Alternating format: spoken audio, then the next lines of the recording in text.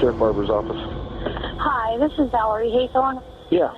I'm at her house. It is covered in blood. Hold on a second. I need somebody out here.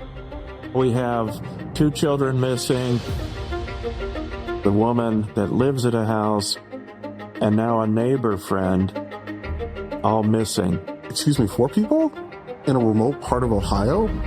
That just doesn't happen. Everywhere we go, dead end. Dead end. Dead end. We have 0 suspects, 0 evidence.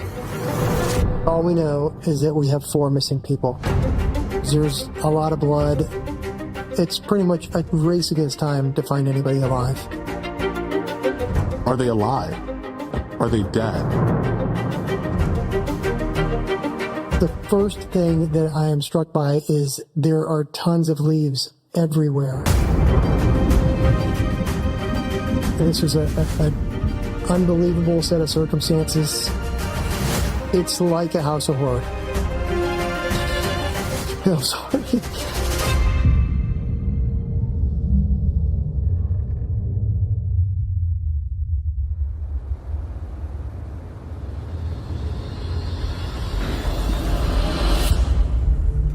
Sheriff Barber's office.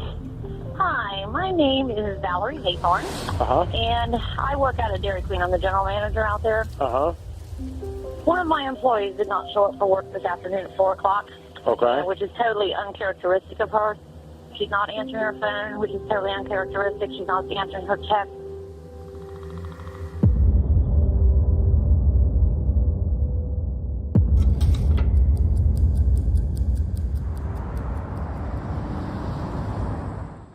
Tina is a single mom. She has 2 children from a previous relationship, Sarah and Cody. She's a wonderful employee, always on time, make sure that she does a good job. On Wednesday, November 10th, she doesn't show up. The manager, who's worked with Tina for a long time, said this is so unusual for her not to be here. She would always call or text if she wasn't coming. Knox County only has about 65,000 people. Knox County is the type of place where you grow up, you know everybody. People go to school together, people work together. So her manager called the police and said, something's wrong here.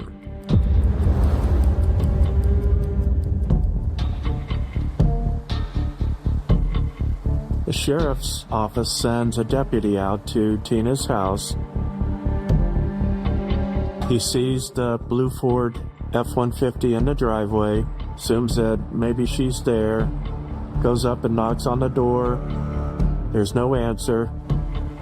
Doesn't see her, doesn't see anything unusual. So he decides that he's going to check on it at the end of the shift.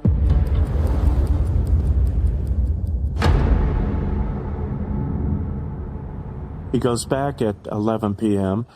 and he notices that the blue Ford F-150 is gone. Bangs on the door really loud, looks in the windows, can't see anything, so he assumes that she had come home, got into her pickup truck, and took off.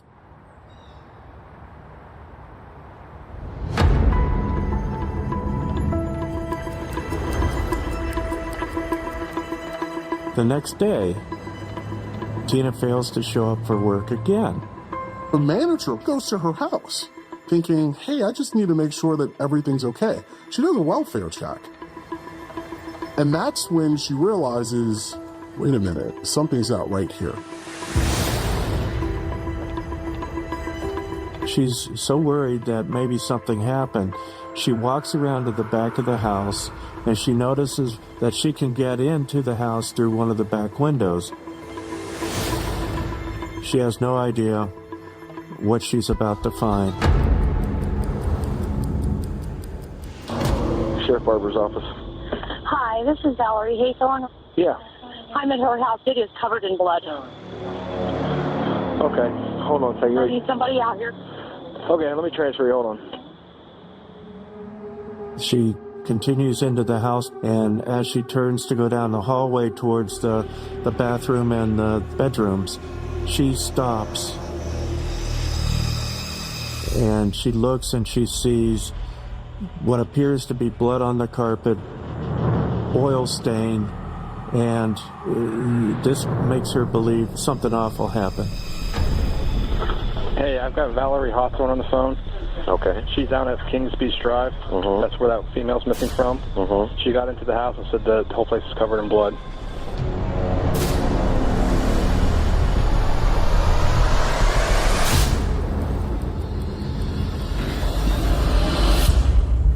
Word is spreading very quickly that there is a lot of blood at Tina Herman's home.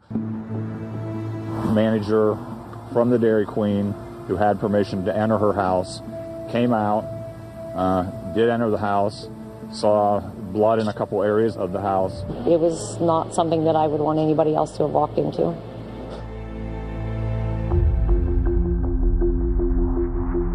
Here's a picture that was taken during crime scene processing of some of the blood and that on the floor. You know, we see the blood. We know that something violent happened at the house, but not sure exactly what we have.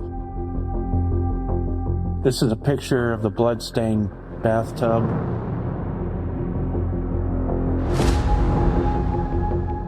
Oh, it's pretty messy.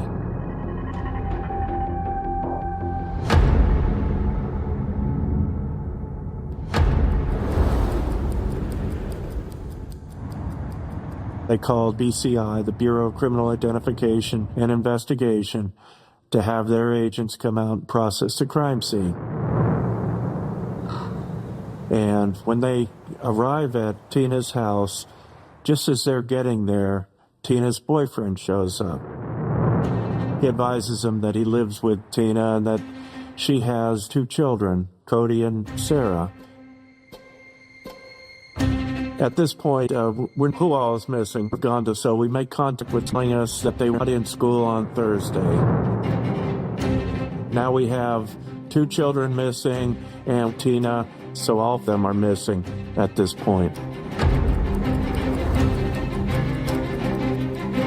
The crime scene guys move into the garage and they see their Jeep parked in the garage. We run the license plate number and comes back to her neighbor, Stephanie.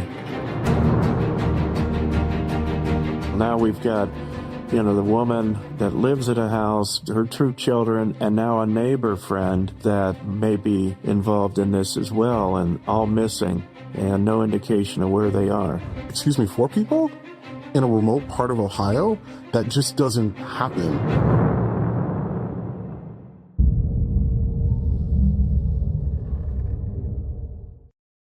Over a dozen friends and neighbors gathered together this morning, scouring a wooded area in Knox County, looking for any sign of a missing family. Here at a local gas station, they've posted a poster, pictures of the 4 people missing, and they're asked to call the Knox County Sheriff's Department if anybody has information.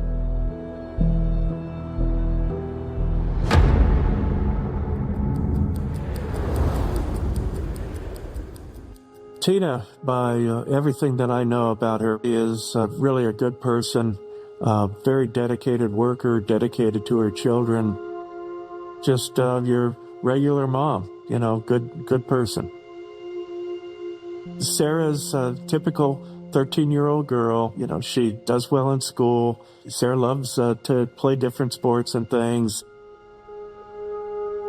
Her younger brother, Cody, is 11 years old. Good kid, just a typical boy, rambunctious and, full of energy. I worked at Dairy Queen, and that's where I first met Tina. Tina brings her kids, Sarah and Cody, to Dairy Queen with her to work sometimes, and they'll help us. And we just have fun talking to them, joking around with them, goofing off with them.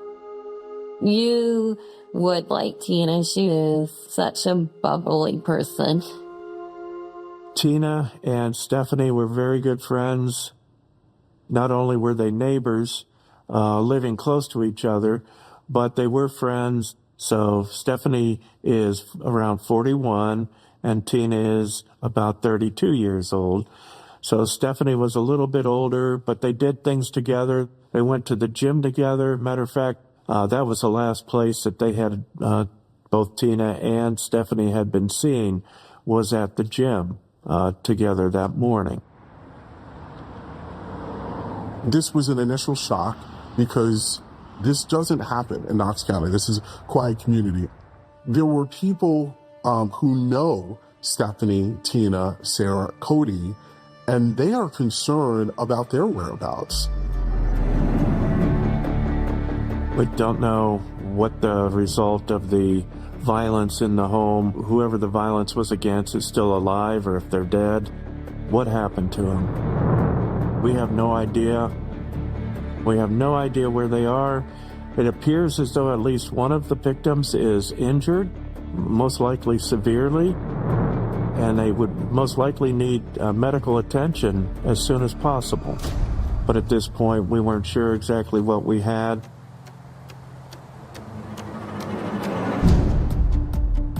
We need to use the media to get the word out about our missing people. Get that out as quickly as we can, so instead of having just a limited number of eyes looking for Tina and the two children, we have the whole community. I had just started at 10 TV like 3 weeks prior to this, and our assignment manager brings up the fact that we're getting word about several people missing, and we're just going to send somebody to go check it out. And then I got sent up. I can recall driving out here and just thinking in my head, what are we going to find out today? I get to the Knox County Sheriff's Office, and I could immediately tell there's something going on here. I think we've all experienced that point in life where you can sense something is wrong because it's too quiet. Usually when you arrive to police departments, usually there's a couple of people in the front and it's a very active place. There was only one person at the desk. What I learned later on was that everybody was sent out. Because this case involved so many people, it was all hands on deck.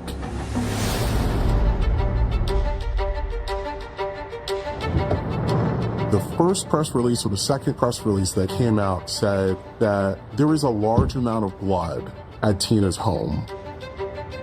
And when you hear that as a journalist, you think, no, this is not a runaway case.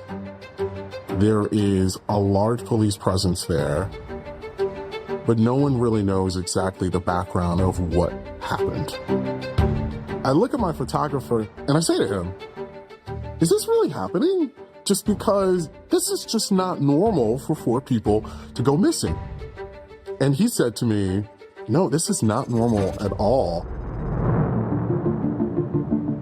My goal in going there is to get as much information about who Tina Herman is, who Sarah Maynard is, who Cody is, who Stephanie is. Where are these people? And why aren't they responsive?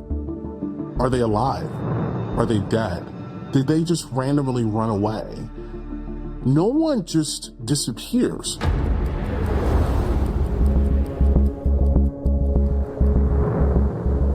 I'm in the office in Columbus, Ohio. Harry called and said that they had a really horrendous crime scene. They hadn't determined a suspect yet. There was going to be a lot of interviews that needed to be done, and asked, who on the squad can come up and assist. My specialty on the task force was cellular phones, so I figured, well, I'm going to be working with cellular phones when I get here. So I'm tracing both Tina and Stephanie's phones, but they haven't been used. Where are they? But what that tells us is that they're now no longer in communication with anybody.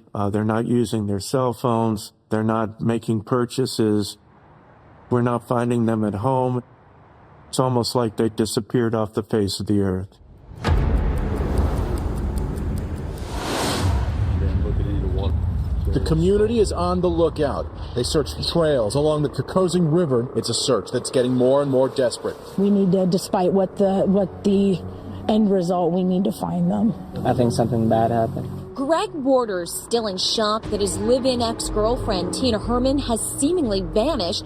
Her two children, 13-year-old Sarah and 10-year-old Cody Maynard, along with family friend Stephanie Sprang, all gone too. It's very frustrating. I mean, I'm sick to my stomach over this. The suspects are obviously the boyfriends of both Tina and Stephanie. She is dating a guy named Greg. Tina and Greg have been struggling, and Tina was looking to move out. Anytime you have a case like this, you're always going to look at all of the familial relationships. Tina's boyfriend says, hey, I left for work Wednesday morning. I had plans to go golfing with my friend. So after work, I spent the night at his house. Stephanie's boyfriend said, all I know is she didn't come home. So I'm thinking, okay, well, I want to know what these boyfriends, do they both have phone numbers? Can I get their numbers? I need to get on top of their records and see if I can verify their statements. Well, listen, I'm glad you came here because, we're going to talk to you just like we're talking to everybody. This is kind of what we do. I literally have 2 stacks of phone records, one from Tina's boyfriend, one from Stephanie's boyfriend, and I'm looking at all of the use of their cellular phones over the last 24 to 48 hours. Greg Borders hasn't heard from Tina since he got a text message on Wednesday. Then on Wednesday, when you were working the overtime, she texted you around 11:30. Yeah. Was that on one of your lunch breaks or something? Or I didn't see it. My next break was 12:12, and I had seen that she called when I was outside smoking a cigarette. She said she had fed the dog, and that was about it. As we're looking at the boyfriend's phones, everything is checking out with what they're telling us. Their phones are using towers that would service the areas where they claim to be at, and they're not making calls that are unusual. So my associate detectives that are there running down leads on their alibis, we're all striking out. Striking out in the sense that, okay, well, these 2 guys are not our suspects. Take your time, all right?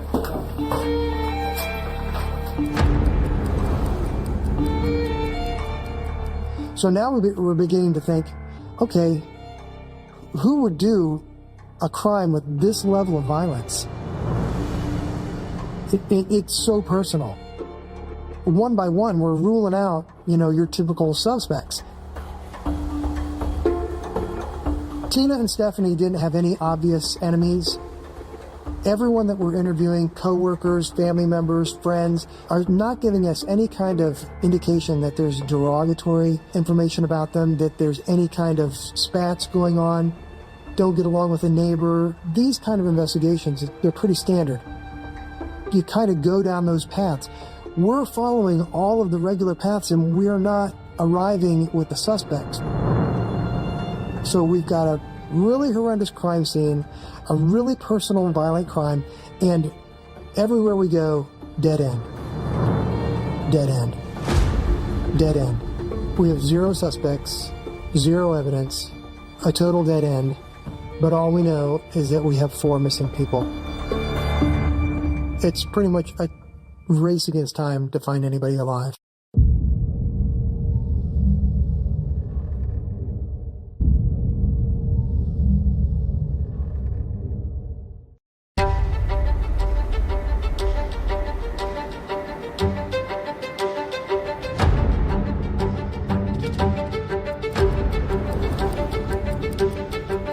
Sarah Maynard went missing Wednesday along with her mom Tina Herman, her 11-year-old brother Cody, and her mom's friend Stephanie Sprang. Friends and neighbors are now searching for any sign of the missing 4. Got up early this morning to come out and see what we could do to help. You walk along and you see things. You might see a piece of trash and you wonder, well, that was maybe just a piece of trash, but you never know. In fact, we saw a shoe over there, but it's been buried for quite a long time. The focus on the investigation is at Herman's house in Howard, where an aircraft with infrared technology is flying overhead. We also have officers on quad runners, checking fields, checking the areas around here.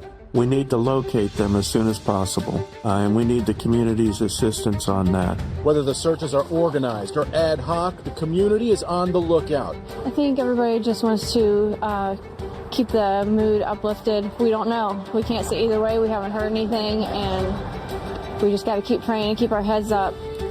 We're not sure exactly what happened, if there's a continued threat to other community members, so we want people to be on alert that we've had this incident in Apple Valley.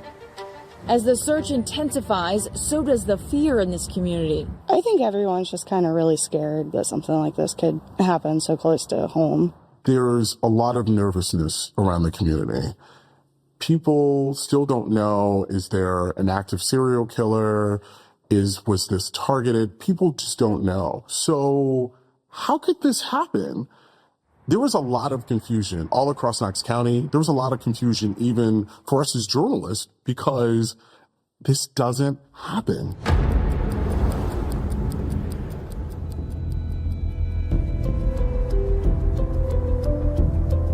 We've got our heads down and we're just looking for more leads and trying to figure out what's our next move. What are we going to do next? If they're alive, we need to find them. The question now is how. The crime scene guys are out in the garage in Tina's house, and they see a bag from Walmart. They look at the receipt, and what do you know? The date on this receipt is November 11th at like 12:08 a.m. And the first indication that they were missing came in the afternoon on Wednesday, November 10th. And we're looking at the receipt, and it occurs to us it could be obviously connected to the violence that we saw in the house. For some reason, somebody felt it necessary to go out at 12:08 a.m. and purchase garbage bags and a tarp. This receipt is gigantic. I mean, this is the key break in the investigation. Because up to this point, we're hitting walls everywhere we turn. This picture depicts the Walmart bag and some of the garbage bags and tarp that were found during the crime scene processing when they went into the garage, and the receipt that allowed us to know that the individual had gone to Walmart at 12:08 a.m. the night or early the next morning to make that purchase. The detectives drive out to Walmart. The Walmart security officer is able to pull up the video, and he is showing the detectives, this guy just came in, he walks directly to where the garbage bags and the tarps are. He walks over towards the deli on his way back to the front of the store to pay, purchases a turkey sandwich, and then he continues over to the cash register. There happen to be some shirts on sale right there by the cash register, and he grabs one and he goes up to the cash register. Unfortunately, he paid in cash. So now we have a visual of a male, and it's pretty good video. So we have something to go on. We're able to see this individual leave the Walmart and walk out to his car, which turned out to be a silver Toyota Yaris, and he drives away. We couldn't get a license plate number, but at least we had a make and a model, and immediately we decide that we're going to run this information, see how many Toyota Yarises we have in the Knox County area. There can't be that many. Investigators are looking at registration records for that particular vehicle type in this particular county, come up with just a few, and they start sorting down through them, and lo and behold, they find an individual, Matthew Huffman. And that driver's license photo has Matthew wearing the camouflage shirt depicted in the Walmart security video. So this is like pennies from heaven. It's one of those things, it's just too unbelievable. the luck is starting to go our way. We got our guy, but if our suspect isn't the perpetrator, then we're back to square one. There's 4 people that are missing. We're talking about 2 young children. How scared Cody and Sarah must be right now, if they're even still alive. You're talking now about several days they have been missing. People are anxious. People are nervous. People want answers.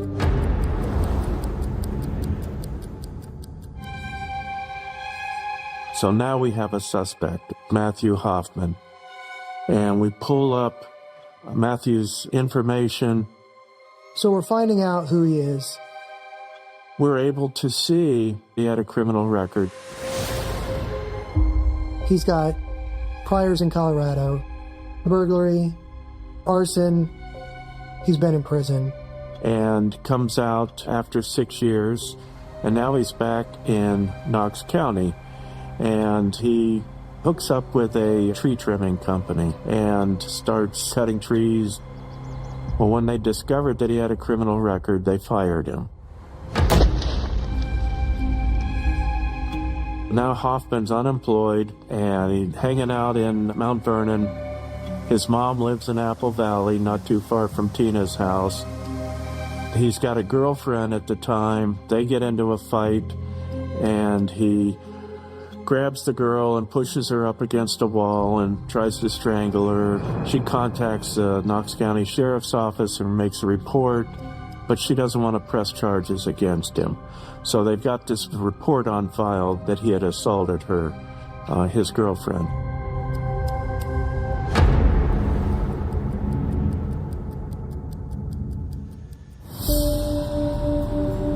There's information on the reports that provide us with his cell phone number. So then we're calling the cell phone company that provides service to his phone, verifying that he's the subscriber. And we, of course, have to get legal process search warrants in order to gain this information. So now it's a race against time to find Matthew. It's pins and needles. You're rush. We got to get the search warrant written. You're looking for that judge. You're going to wake him up. It's probably 3:30 in the morning right now. Once we get the judge's signature and the warrants get served on the service provider, they give us the information on the phone that we're looking at. We put that information into our equipment and we go out and actively begin to search for the phone. We put all of the information in the Stingray. It's called a Stingray. So every time it sees a new cell tower signal, it registers with that cell tower. It's, hi, I'm a Sprint phone, you're a Sprint tower, and I see you, and they communicate a little bit. But our equipment is looking for one particular registration, one particular device ID. We've locked the phone up, and it's in the area of Matthew Hoffman's known address.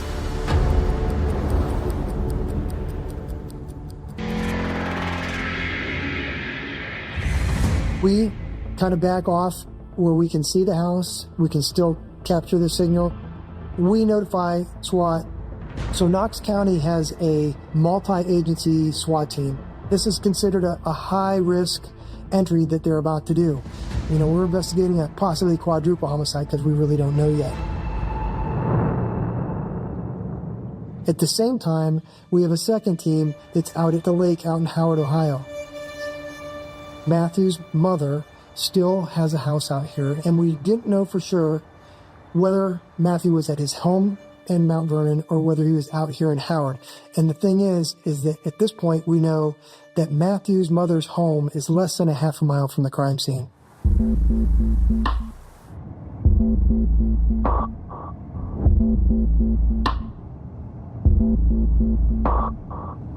You can see from the area here that the Maynard home, it sits off by itself. It's a quiet location, lots of woods around it.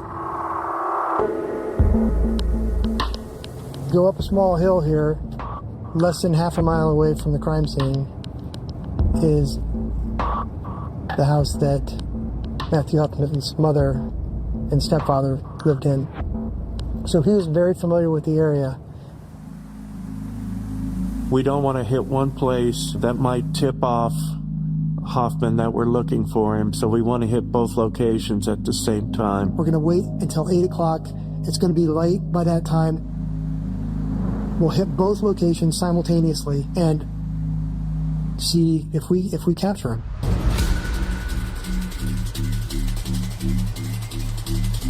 There's no guarantee that he'll be there, but those are the best two options that we have, and time is of the essence. Looking at the amount of blood and everything that was found at the home, you know, we didn't know what we had, but we just knew that we had to move fast.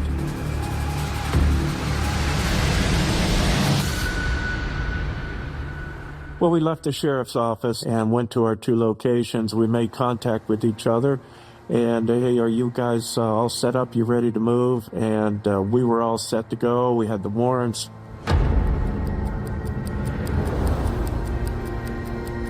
Eight o'clock comes. We don't have any idea what we're going to find when the doors come open. We don't know whether there's anybody else involved.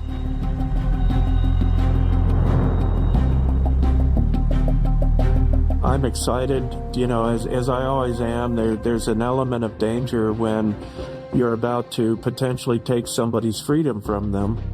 You don't know how they're going to react, what you're going to find. We didn't know where the family members were.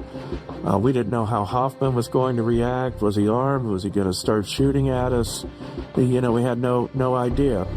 We were staging just down the road from Hoffman's mother's house. I'm leading the way. We got our guns out, you know, because we don't know what we're going to find. It's huge. They're sitting in the truck, hunkered down, eyes on the house, running the gear. We don't want to get discovered. We're heading up to 0 hour. There's been a lot of investigation, a lot of late nights since November 10th, and it's the morning of the 14th. You know, this could be it.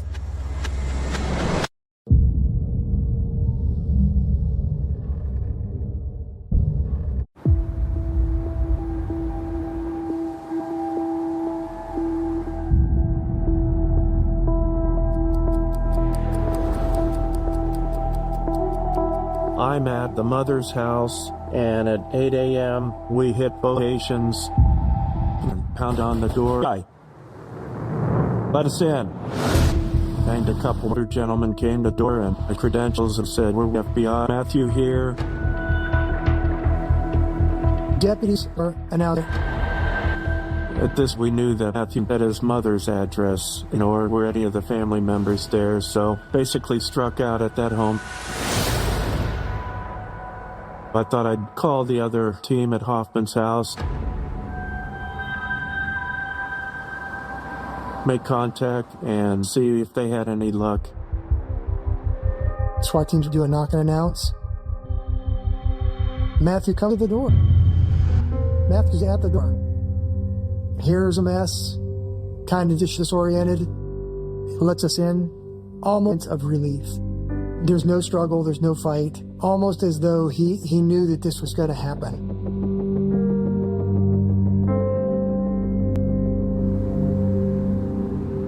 I drive to Matthew's house in Mount Vernon. Entering the house was really a bizarre experience. The first thing that I am struck by is there are tons of leaves everywhere. You step inside the front door, and right immediately off to your right is a big room, literally filled with a pile of leaves, probably 4 or 5 feet high. I looked at one of the deputies and I said, have we checked that pile to see if there's anybody in there? And they said, yes, we've searched that, but I want to show you some. I'm looking through maybe a little sitting room into the kitchen, and there's some bizarre writing, painting on the wall. He takes me into the kitchen. He walks over to the refrigerator, and there's a freezer on the top part of the refrigerator, and he goes, look at this. So he opens up the freezer. I'm looking at a couple of dead squirrels just laying there frozen. That was pretty earth-shattering. The house is a disarray. It's just disheveled. There's not a lot of furniture. It's almost like it's a vacant structure. It's filled with stuff you don't expect to see in your house. It's very cold. This is November, and it's probably 40 or 50 degrees outside, and it's rainy, and there's obviously no heat. So, I mean, it's really chilly. It's damp. I walked into the bathroom, and every wall of the bathroom was lined with a plastic bag filled with leaves and stapled to the wall. Neatly, uniformly stapled to the wall. I never saw anything like that. This is like really bizarre stuff. You just don't see this kind of thing. It's just a huge pile of leaves stapled to the wall. It's just crazy. It's like a house of horror. I'm going to guess that house is probably 60 to 100 years old. It's an old house. It's been remodeled. Walls have been put up and taken down. So it's kind of, it's an odd floor plan. There's hallways that have been turned to closets, don't lead anywhere. The longer it takes for the sheriff's office to find them, the less likely that person is going to be alive. It took them a little bit of time to get through each one of the rooms. And they're coming to this last room, and there's furniture in front of it. It's like, okay, well, why do you have furniture in front of the door? That's an odd thing to block off a door.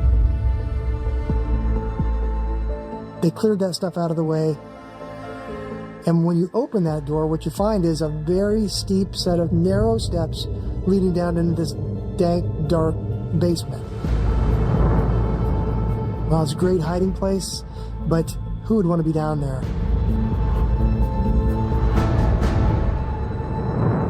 As you go down those steps, you kind of get to like a little landing, and then you look off to your left, it's like a little root cellar.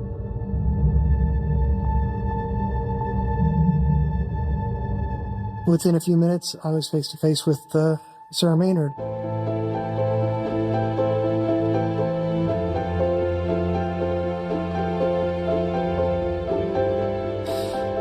I'm sorry.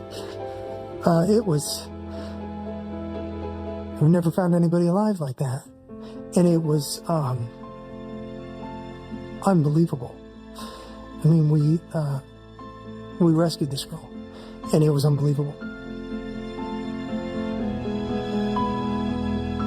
It gets communicated back on the police radio that, you know, we've got a girl in the basement, and she's alive.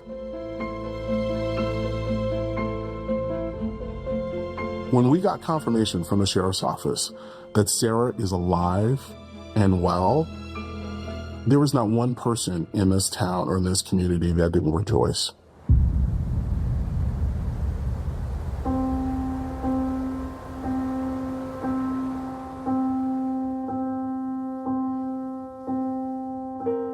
Those loud noises, boom, boom, get down. And I'm like, I'm confused. They laid there, still scared. I don't know what's going on. Is it somebody else here to hurt me? Because, I couldn't see nothing. It is an image that's burned into my mind. I seen a man standing in front of me and said, "You're about to be saved." She is surrounded by leaves. There's blankets all around her. Her hair is kind of, she's got blonde hair, and it's just bedhead, it's just disheveled, and she's bewildered. She's like, a big-eyed doe, she's just bewildered. Not even like 5 minutes later, they all came running down the steps, and all I remember is I seen helmets and black suits, and I'm like, oh my gosh. Her hands were in socks and wrapped with duct tape. She was tied up like that was to take away her dexterity so that she was not able to untie her bindings or escape, turn a lock, turn a doorknob. I went to sit up, and they said, if you're Sarah Maynard, let me see your hands. And I put my hands up, still tied. And they said, we're not here to hurt you, we're here to save you. This young girl has lived through an unbelievable experience the last 3 days, and she's being rescued. It had to be surreal. Just was confused. I'm like, am I just seeing something, or is this real? I recall her being quiet. I don't remember her having tears. I don't remember her even saying a word. I think that she was just awestruck. I was too overwhelmed. Everybody was asking me a bunch of questions. You know, I'm still a little girl. You know, I'm a kid. And I'm still scared. I don't even know how to talk. Really, you know, they're wanting all these answers, and I don't really know what to say. She has no idea what has happened to her family. She's worried about Cody. You know, I'm super cold, and all I want to do is escape. That's the only thing I kept thinking is I just want to escape. I was so mind blown by everything going on. I didn't even know what day it was. I didn't even know. I forgot the date. Didn't know what time it was. I just had laid on the bed of leaves tied up. There was no window. It was pure dark. 100% dark. I feel like it was so dark that a lot of times he came down there to check on me. I hadn't even seen him because it was so dark down there. I would hear the door open. I just felt he was just going to end up killing me. That's all I kept thinking. Hopefully somebody finds me. We were so freaked out by the fact that, oh my gosh, even with this horrendous crime scene, even with everything we had seen up to that point, we have Sarah and she's alive. I was free. I know I was free. But I was still scared.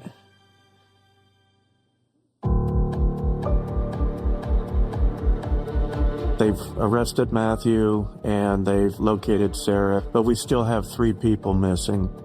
Now, you know, it's doubling down on the search of the house. Maybe we're going to find somebody else. I go back up the stairs and I'm walking around the house. The SWAT team does room by room search. SWAT's cleared the house. Immediately, though, you go from joy to where the heck are these other people at? They take me to the hospital, and then I'm sitting there, and then there's a TV on, and they have my story on the TV. Sheriff, are you still treating this as a missing persons, or is this now a murder investigation? As of right now, we have no one that we are aware of who is deceased, so it continues as a missing persons investigation. I'm like, oh, that's my mom. That's my brother. And then Stephanie. And I'm like, what the heck? We're missing. The minutes feel like hours. The hours feel like days. And the days are feeling like weeks. We still have 3 people missing. We've got Tina missing, we got Stephanie missing, and Cody missing. I need to find out those answers so we know what we need to do to recover them. Even after Matthew Hoffman was arrested, the story still wasn't over.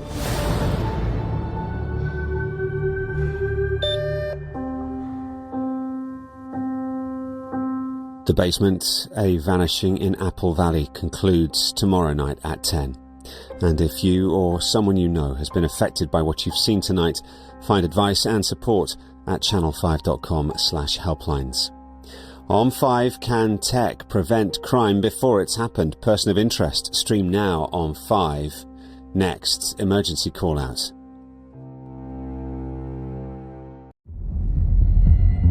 On the morning of January the 5th, 2010, a woman is reported missing after failing to show up for work.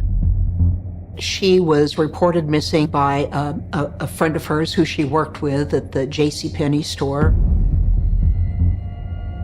Police called out to the woman's home and discovered signs of suspicious activity. Once we went in and really took a look at things, something occurred in that apartment.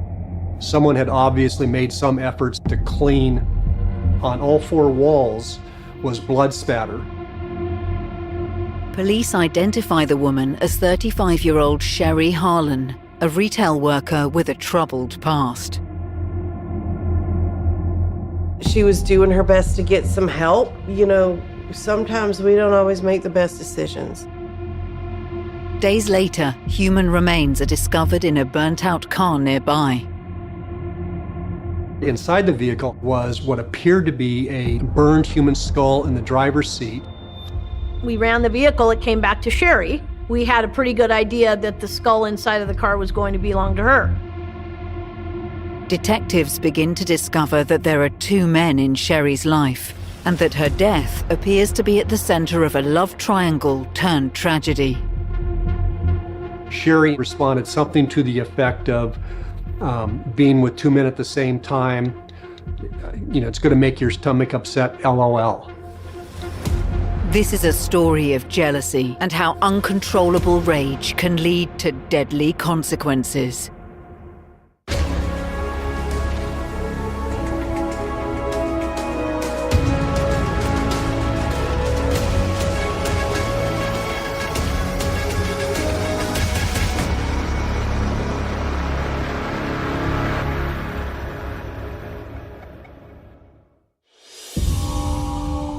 Everett, Washington State, is a vibrant city, located about 25 miles north of Seattle. It is the largest city in Snohomish County, and unfortunately has its struggles with crime.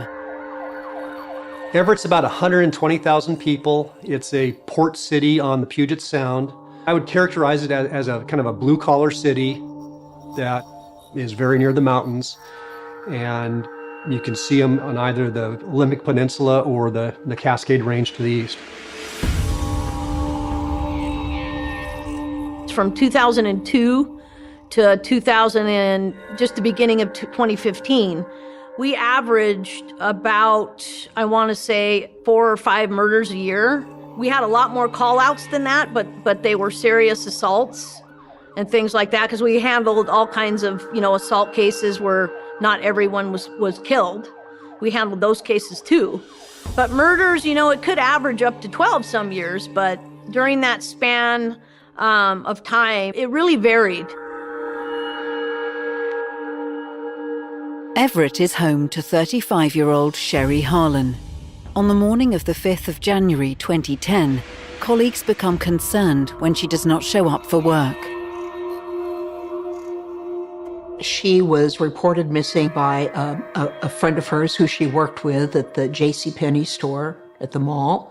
And friends of hers, when they realized they hadn't seen her in a few days, went to her apartment house, and there was a neighbor or landlady, and both Sherry and her dog Roscoe were missing. Investigators begin looking into the life of Sherry Harlan. They learn she is a member of the pagan Wicca religion and regularly spends time at the local church.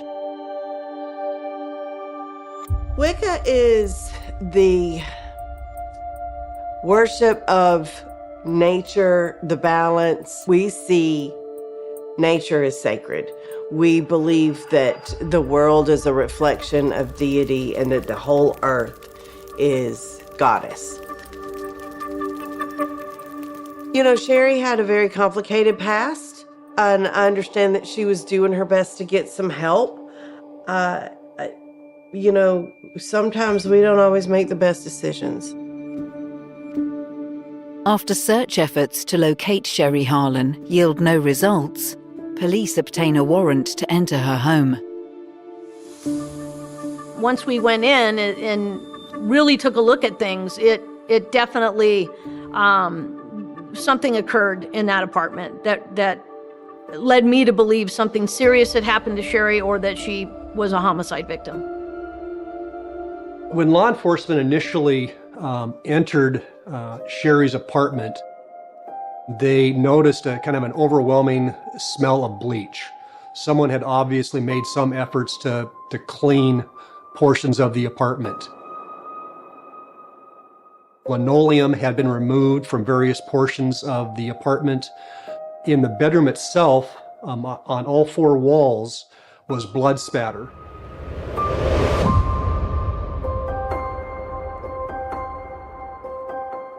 There was some carpet that had been cut up. There was a t-shirt with a partial shoe print on the t-shirt. There was a futon-type mattress that had several what appeared to be knife cuts in it. There was a glove that had what appeared to be human tissue on it. So everything about this scene was telling law enforcement that violence had occurred there, that someone had been copiously bleeding, and that somebody took some effort to clean it up. The detectives, because of the nature of the scene inside the apartment, contacted the Washington State Patrol Crime Lab, a crime scene investigation team. Law enforcement talked to several individuals who had indicated they'd heard an argument on January 2nd, so Saturday morning, between a male and a female. One of the things that they wanted to find out was anything they could about Sherry Harlan. They contacted the manager of the apartment complex and found out that a man by the name of Dan Young had paid both the first and the last month rent for the apartment, had co-signed on the lease for the apartment. Law enforcement contacted some of Sherry's friends and inquired, who is this Dan Young guy? In the months prior to her disappearance, Sherry had entered a romantic relationship with Dan Young, an older man who financially assisted her and helped her move out of her previous apartment. He was more settled. He had some money. He helped Sherry put a down payment on the apartment and move in, and helped her get a computer, and was helping her, get some tools together that she could get to kind of go on with her life. Well, Mr. Young was never really on our radar as a person of interest. He was clearly somebody that we wanted to talk to, particularly once we kind of found out about the nature of his relationship with Sherry. He gave up his phone and allowed law enforcement to look at his phone, and they were able to document a series of text messages between Sherry and Mr. Young the morning of January 2nd. That Saturday morning she went missing. He was clearly going to be a person that had information that law enforcement wanted, because he would put what occurred to Sherry in context.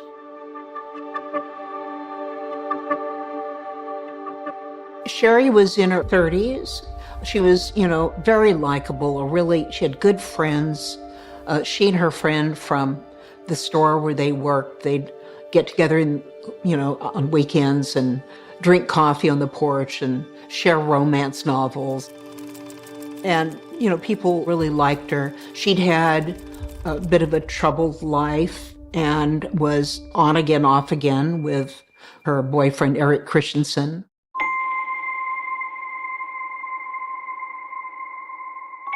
On January 2nd, 2010, neighbors reported hearing a horrible, violent fight inside the apartment. They could hear arguing. It was known that Mr. Christensen was a violent person and a jealous person, and so the reasonable inference is that they were fighting in there and he was mad at her about something.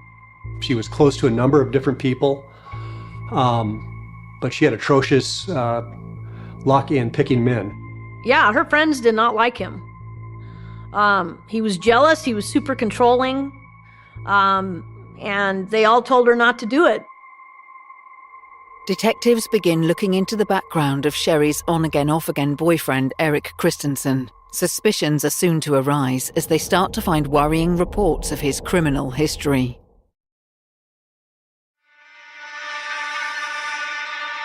On the morning of January the 5th, police are notified of the disappearance of 35-year-old Sherry Harlan. They obtain a warrant to enter her home and discover signs of a possible homicide.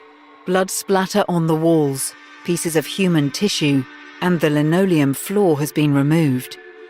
Detectives look into the background of Harlan and discover she had a tumultuous relationship with a man named Erik Christensen. So I had the information from her coworker that she was living with a man out in Gold Bar by the name of Erik Christensen. I knew of Erik Christensen, and I knew that he had been released from prison and that he was coming to the church and that he had a very intense and controlling personality. Once law enforcement got the name of Erik Christensen as a person really of interest in this probable homicide, they checked out to see if he had any criminal history. And Mr. Christensen had quite a bit. He was from Oregon also. From Oregon, he had a statutory rape charge or conviction. He had a forgery conviction. And then from the mid-90s, he had 2 counts of assault in the first degree that had occurred when he had attempted to shoot an ex-girlfriend and her new boyfriend with a rifle. He took a rifle to a bus stop where he knew his girlfriend was going to be and attempted to kill her. If that isn't a warning flag, I don't know what is. So he served time for that. When Erik found out and he got out of jail and he went back home, he found out that she was gone. One of the residents of the house, he lived in the backyard of a property. And one of the residents of the house, who was his friend, he had asked, where did Sherry go? And that's how he found out where she was living. When he found out about it, he found out where she lived, and he started showing up at her place. And at one point, Sherry went out to her vehicle to go to work, and this is information coming from her friends that we're talking to. He had done something to her vehicle so it wouldn't start. So he was doing little things to try to get back into her life. Sherry became more and more distant from those close to her, causing her friends and family to become worried about her relationship with Christensen. After law enforcement got the information that, Mr. Christensen was somebody they wanted to talk to on January 5, efforts were made to contact him. They knew that he lived in Gold Bar and were making efforts to find him so they could talk to him. They got information that he was at a hospital in the Monroe area, which is a short distance from Gold Bar. So a detective and a uniformed officer went to meet him to see if he'd be willing to talk to them. Then we had information that they saw her vehicle parked out in the parking lot, and they saw Erik with her dog. They contacted him outside of the medical facility and noticed almost immediately that one of his hands was pretty heavily bandaged. Christensen's explanation for the cut on his hands is that it occurred after he left Sherry's apartment on January 2, and a couple of quote-unquote Mexicans jumped him and attempted to rob him. What was pretty critical about that interview is that Christensen admitted to having an argument with Sherry Harlan on the morning of January 2nd. And basically, he admitted to being over at Sherry's house that weekend. So that Saturday night, that argument that was heard by the neighbor was a valid argument. He admitted to being there. He did not deny that they had an altercation. He even claimed to have lost a fingernail in the fight. So Christensen, while he was talking to Detective Betts, had indicated that when he had gotten out of jail on, I think it was the 14th of December, and found out that Sherry had moved out of the place that he and she had shared, he had confronted her about her relationship with Dan Young. Christensen told Betts that both he and Sherry were committed Wiccans, and that he had eventually talked her into coming back into the relationship with him, and then engaging what he termed a blood oath, where she would promise not to have any further contact with Dan Young. When we talked with Eric about it, when the detectives talked to Eric, he talked about being involved with that church and how this blood oath thing that he did with Sherry, after he found out she moved out and he got back together with her, they did the blood oath, and that was supposed to mean that she was never going to leave him again. What she had to do was she had to confess what she was doing 3 times. Okay. And she had to prick her own blood, her finger, but she couldn't actually do it, so I had to do it. She couldn't do it, so you had to do it for her? Yeah, and so she put 3 drops of her own blood in this. In this mixture? Yes, and mix it all up, and it's got burned. Okay. Now, so what does that signify when you do that? That signifies that you're totally willing to do this. You're giving your own life essence. Oh, okay. To do this. All right. So what was the sin that she confessed? That there would be no more sugar daddy whatsoever. Okay. So she had to say that 3 times? Yes. Okay. After we spoke to Eric with all the information we got from him, that's when we did another search warrant to search his house, his shack out in Gold Bar. And when we went out there and searched that, we had more evidence to indicate that he was involved in this murder. At the time he was arrested, he made comments about making her sign an oath, to not see this other man that had been in and out of her life, suggesting that he was attempting to control her in whatever way possible.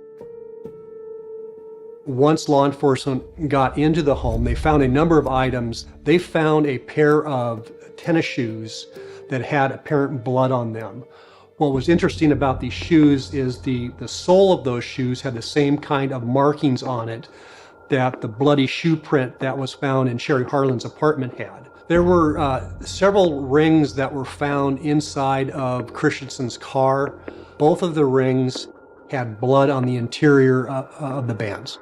So when law enforcement served their search warrant on Christensen's, both his home and his vehicle, they located what they termed a shopping list. And this shopping list had items on it like bleach, garbage bags, mop, gloves. They were also able to find receipts from various stores indicating the purchase of those types of items on January 4th and 5th. So at approximately 2 p.m. on January 7th, 2010, citizens found a burned out vehicle in a gravel pit off of Reeder Road, which is in East Snohomish County. Law enforcement was contacted and went to the vehicle and found essentially a burned out Hulk. What they discovered inside the vehicle, however, was what appeared to be a burned human skull in the driver's seat. We ran the vehicle, it came back to Sherry. We had a pretty good idea that the skull inside of the car was going to belong to her. We also found some knives in the car and in the trunk. There was a block of knives in the trunk and a single knife up in the front compartment of the vehicle.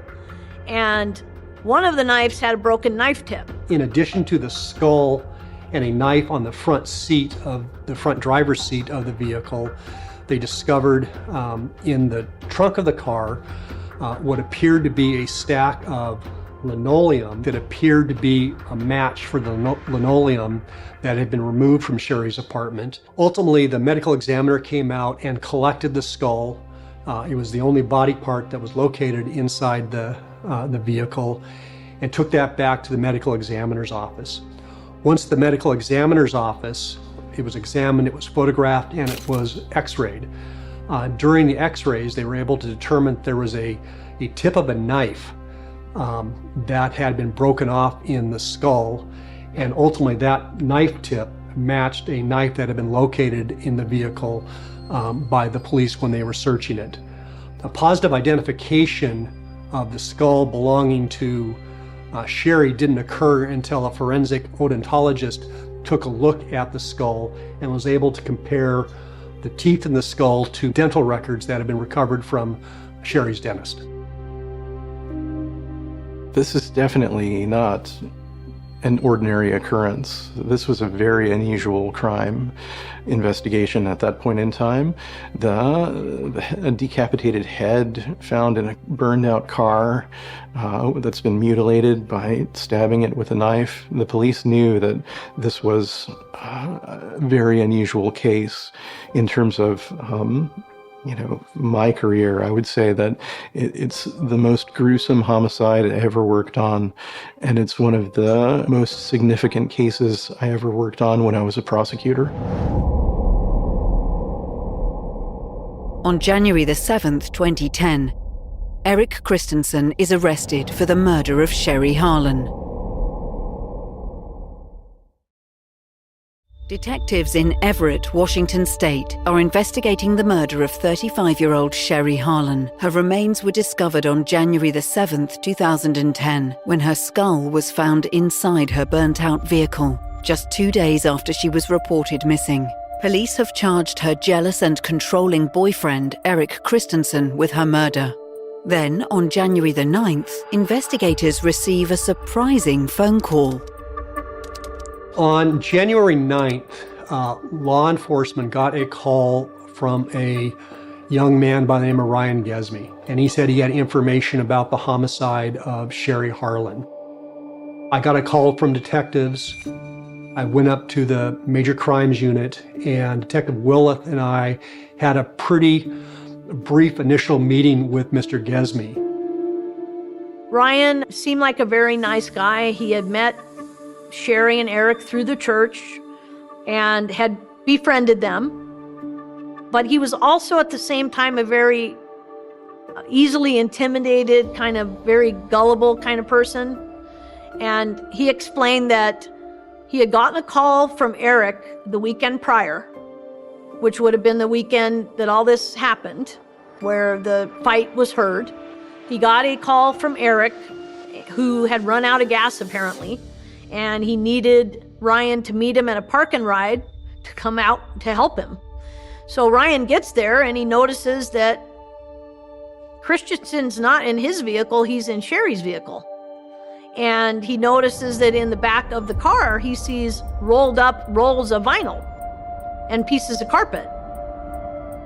And he tells us that Erik told him he needed his help, that he needed to get rid of some garbage in the back of the car.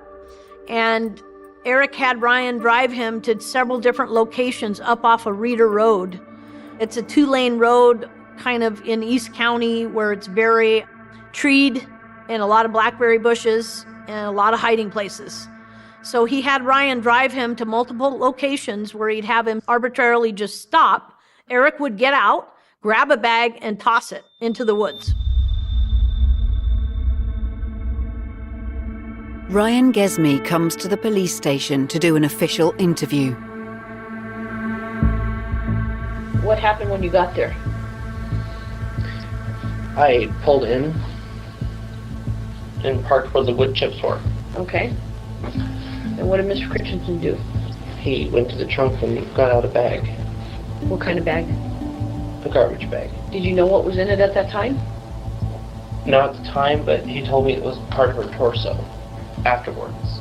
Okay, after he already got out of the car and... Mm-hmm. Okay, so what did you see him do? He took the bag out? He took the bag out.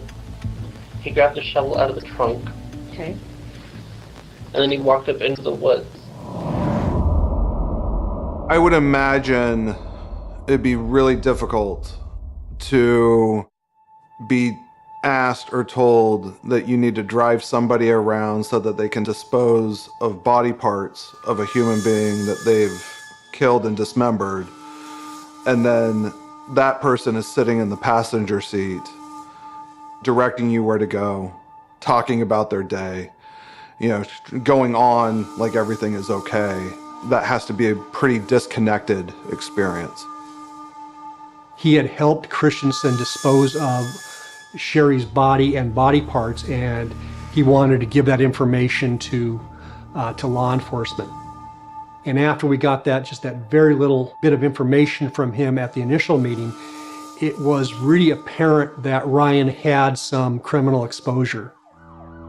So we got him hooked up with a lawyer, somebody that would look out for his interest, and ultimately had Ryan give us what we call a proffer 2 days later on January 11th. A proffer is a statement that a potential witness can give law enforcement that we're not able to use against him in a trial. Ryan takes investigators to the various dumping sites. We did take Ryan out onto Reeder Road and about the approximate location of where her body was thrown, and we did recover, most of the portions of her body we recovered. Ryan Gesme reported to the police that Christensen had reached out to him for help in disposing of the body, and that the body had been carved up into 8 independent pieces. Once Ryan Gesme led law enforcement to the various locations where the body parts had been discarded, law enforcement went to each of those scenes and attempted to make efforts to locate them. In some of the locations, it was relatively easy to find the body parts because they were just laying on top of the forest floor. Several of the body parts, however, had been buried, and the detectives and the uniformed deputies were unable, at least initially, to find them. Ryan would do anything for you. He'd give you the shirt off his back. And I think Eric knew that. And he also threatened Ryan's family if Ryan told anybody. Well, what I do know is that one of his family members was driving down the road and saw him sitting against the car and said, "Hey, what are you doing?" And he said, "Go home, go home." And so they left, but they knew something was up. And so they pushed it and they didn't let it go. And that's when he broke down and said that this is what had happened, and he was very right to go to the police. He was very confused and scared. Christensen had made a number of statements that he had, quote unquote, done it and had, quote unquote, killed her. He then asked Gesme to help him over the course of the next couple of days, help him discard the various body parts. Ryan described to law enforcement how various parts of Sherry's disarticulated body had been placed in plastic garbage bags, and those garbage bags had been placed into the trunk of her car. And then over the course of the 4th and 5th, they had dumped those body parts off of Reeder Road in East Snohomish County. Ryan had a pretty good memory of where it was that the various body parts had been discarded by Eric. And he had described for law enforcement that as they were driving up Reeder Road, Ryan was driving, Christensen was in the front passenger seat, and Christensen would just on occasion tell Ryan to stop. The vehicle would stop, Christensen would get out of the vehicle, go to the trunk, grab a garbage bag containing a body part, grab a shovel, and then wander off into the woods.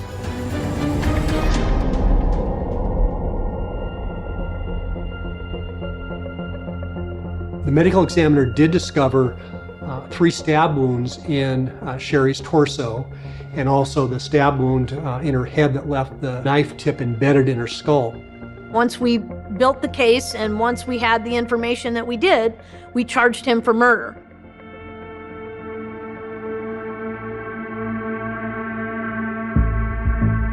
The morning of January 2nd, Sherry had been complaining of an upset stomach, and Christensen had gone across the street to Walmart to buy her some medicine for her stomach. While Christensen was out of the apartment, Sherry and Dan Young had been texting back and forth, and Sherry had complained of the upset stomach that she had. In response to that complaint of her upset stomach, Young had responded something to the effect of being with 2 men at the same time, it's going to make your stomach upset, LOL. Based upon interviews with Christensen and how he reacted to law enforcement and what some of the witnesses overheard later that morning. Law enforcement inferred that Mr. Christensen had read those text messages while Sherry was in the shower, confronted her when she got out of the shower, and then subsequently killed her based upon the information that she had violated an earlier promise to him not to see Mr. Young anymore. It was a violation of the blood oath that they had taken. It was probably humiliating to Eric Christensen to be cheated on. He flew into a jealous rage and decided in that moment that he was going to kill her. He was so jealous, he basically had told her when they took that oath that it was them two and them two only. And she wasn't supposed to be talking to Dan Young anymore. And when he saw that, that's when he got angry enough and killed her. In a case like this, particularly as graphic as the various crime scenes were, particularly the kind of the horrific manner in which Christensen had disarticulated the body, we want to make sure that we are able to tell our story, what happened to Sherry, how we know that happened, and how that indicates that the murder was premeditated. May the 25th, 2010, Everett, Washington State. Eric Christensen is brought to trial, charged with the first-degree murder of retail worker Sherry Harlan. After 5 months of building a case against Christensen, prosecutors must now wait to see what the courts decide. See, we never knew what his defense was going to be. We charged him with first-degree murder. We never knew what his defense to the case was going to be until we actually got into that courtroom. We really needed to make a conscious decision about how we were going to present that evidence to the jury. We want to make sure that we are not just horrifying the jury by just throwing up, photographs of decapitated corpses, skulls, and body parts.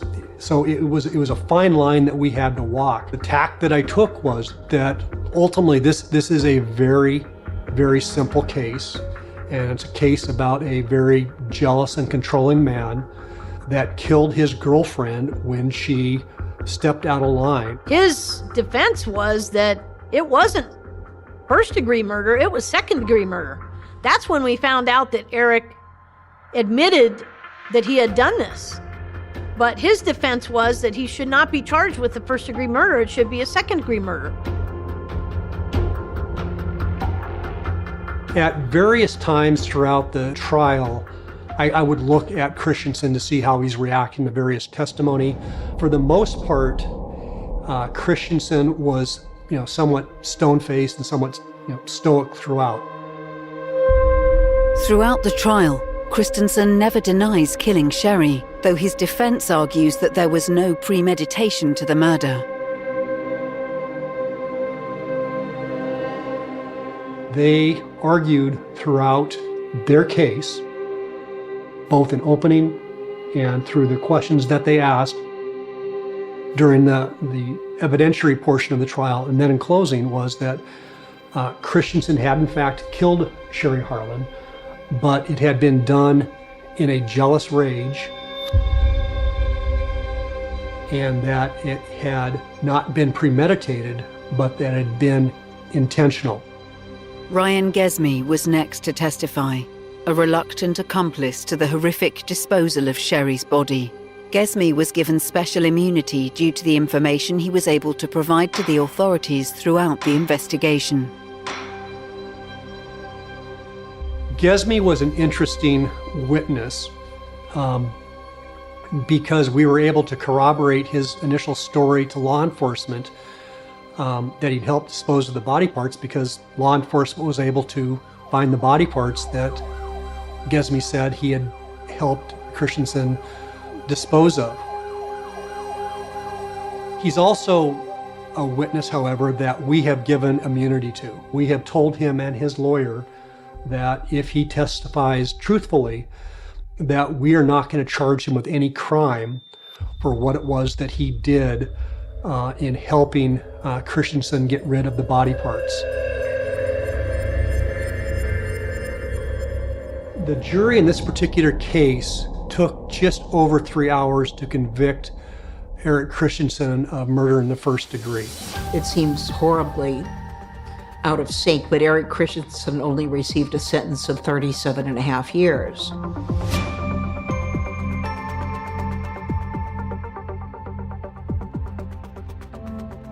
I remember specifically during the trial, Eric would stare at people. He would try to make eye contact with the witnesses, and he would just stare at you. And then as the trial progressed and the jury went out and came back, he was laughing about it. I mean, he was smirking and really didn't care.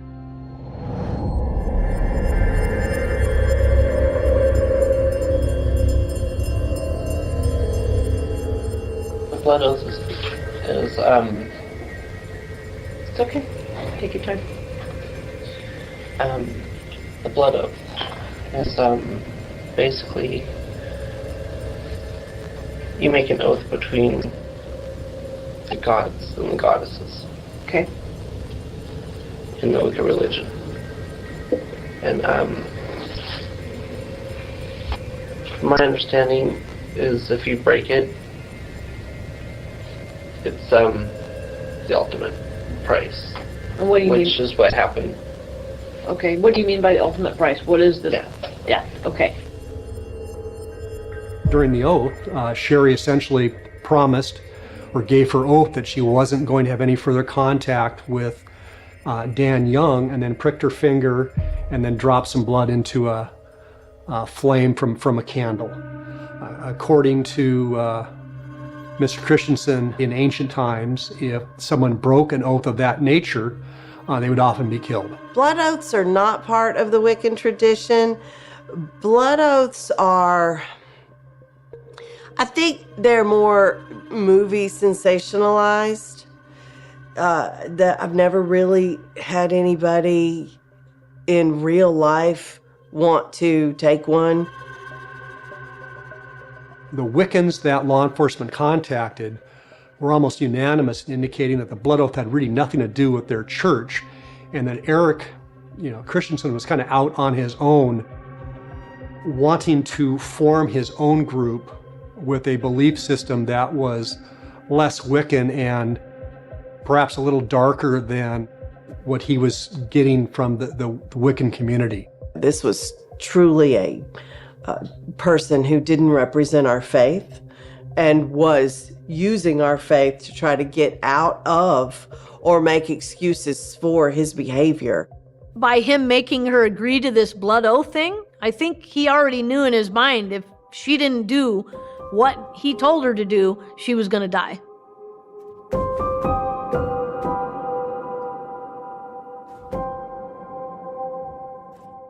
If we didn't secure a conviction, he would be out on the streets and would very likely kill one of his future girlfriends. So what we know about Eric Christensen is that when he becomes jealous, when he thinks a woman has wronged him, he will either kill them or attempt to kill them. I'm not sure that that individual is ever going to be rehabilitated. And at this stage in the game, we just need to make sure we separate him for as long as we can from society and in particular women, so he doesn't get involved with anyone else and potentially have them do something that he doesn't like. When I had heard that Eric was last seen with the dog and the dog was alive, and we knew that he had been out in Gold Bar, he lived out there, and we contacted him out in East County. I did everything I could. I believe I did put out some flyers and a press release looking for the dog, asking the public for help finding the dog, but unfortunately, we never did find him. I think Eric killed him. That's my feeling. The dog was seen in her car tied up at one point in time, and presumably with Christensen. He did make a cryptic remark about the dog, which was something to the effect of, she doesn't need her dog anymore. And that was not fully understood at the time, but what he was saying was she doesn't need her dog anymore because she's dead. Sadly, Sherry's dog, Roscoe, has never been found. Once the trial has concluded, Sherry's family, friends, and many members of the Wiccan Church gather to remember her. We would have gathered and cast sacred space, and then usually sing a song, invoke her spirit, tell her how much we cared about her, and then tell stories about when she did this, when she did that, things like that, and laugh and celebrate and remember her in a positive way as much as possible. Everyone that I spoke to about Sherry talked about her being kind of a friendly person that made friends easily, that had an infectious laugh. Do I believe her family has a sense of closure? I know that there are friends in her life that do not have a sense of closure. So I would not think so. I've not spoke to her family. I don't know that you'll ever get over something that happens like that. I don't have closure. I don't know that family and friends ever get over something like that because, the method in which somebody dies matters. I think it matters with what kind of nightmares you have later and how you live with it for the rest of your life. And I think this was so gruesome that it's probably hard to erase. Maybe there's some way to erase that. But again, learning to live with what happened is the real challenge.